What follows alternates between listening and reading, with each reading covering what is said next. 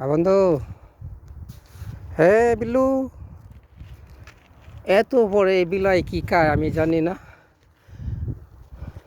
মানুষ ওঠাটাই অনেক কষ্টের ব্যাপার, এই পথের মধ্যে আবার বিলাই অনেক উপরে।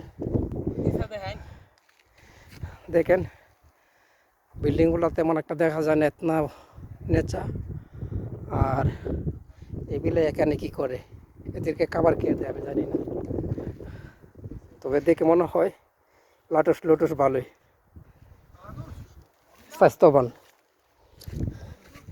আমরা 5 মিনিট রেস্ট নিলাম, আবার চললাম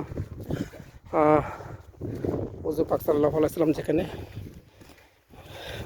লোকায়িত ছিল ও জায়গাতে।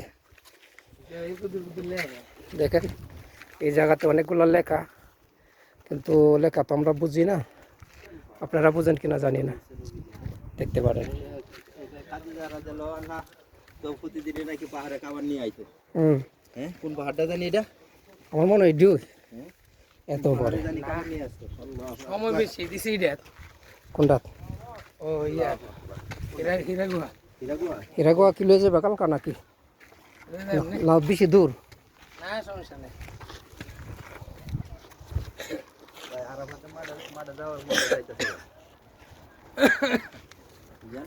হুম, হ্যাঁ ভাই, আরাফাতে মাঠে যাইতে মনটা চাইতেছে। যাই অনেক উঠতে দেন লাগে তোমরা উঠতে থাকলে করতাম।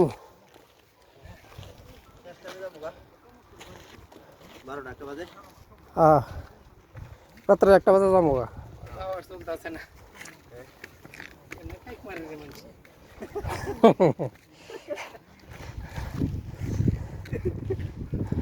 আমার জীবন শেষ।